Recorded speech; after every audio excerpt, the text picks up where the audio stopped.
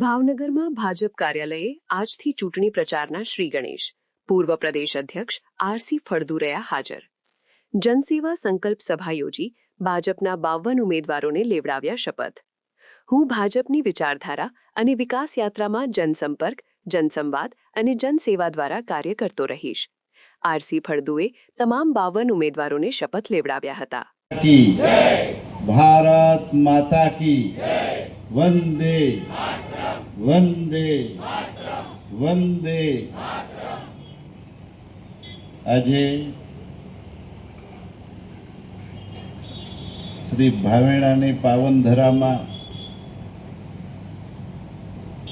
લોકશાહીના મહાન પર્વ એવી મહાનગરપાલિકાની ચૂંટણીના ભારતીય જનતા પાર્ટીના ઉમેદવારોના સેવાના સંકલ્પ લેવાના અતિ ઉત્તમ એવા લોકશાહીને પાયાથી પ્રાણ બક્ષનારા પ્રતિબદ્ધતા વ્યક્તિની આંતરભાવથી વ્યક્ત કરવાના આ કાર્યક્રમમાં આપણી વચ્ચે ઉપસ્થિત કેન્દ્રીય મંત્રી આદરણીય શ્રી નીમુબેન બાંભણિયા, શહેરના સન્માન્ય ધારાસભ્ય શ્રી શ્રી સેજલબેન પંડ્યા, આદરણીય પાર્ટીના વર્ષોથી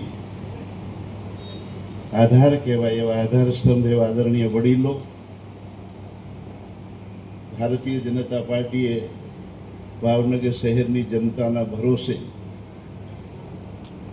આપણા 52 ઉમેદવારશ્રીઓ, આપ સૌ પ્રિય કાર્યકર્તા ભાઈઓ બહેનો, પ્રેસ મીડિયાના સન્માનીય મિત્રો,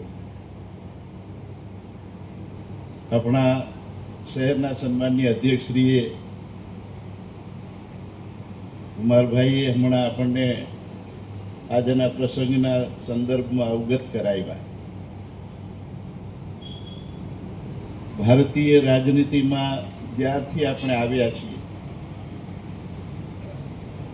51થી ભારતીય જનસંઘના સ્વરૂપમાં રાષ્ટ્ર સેવાના મહાન યજ્ઞમાં લોકશાહીને મજબૂત કરવા માટે અને રાષ્ટ્રની સેવા કરવા માટે આપણી પાર્ટીનો ઉદ્ભવ થયો છે.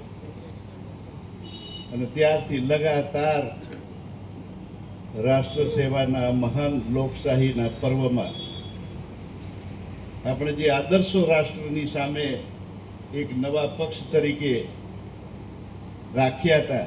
ગઈકાલે ભારતીય જનતા પાર્ટી ભાવનગર મહાનગરના 52 ઉમેદવારોએ નામાંકન ભર્યું છે.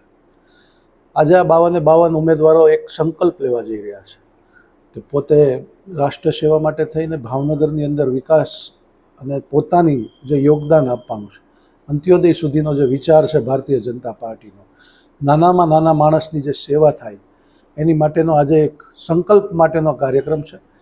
આ માટે થઈને પ્રદેશમાંથી પ્રવક્તા તરીકે અને અમારા આગેવાન અને પૂર્વ પ્રદેશ અધ્યક્ષ અને અમારા માર્ગદર્શક આદરણીય શ્રી ફળદુ સાહેબ પણ આવ્યા છે.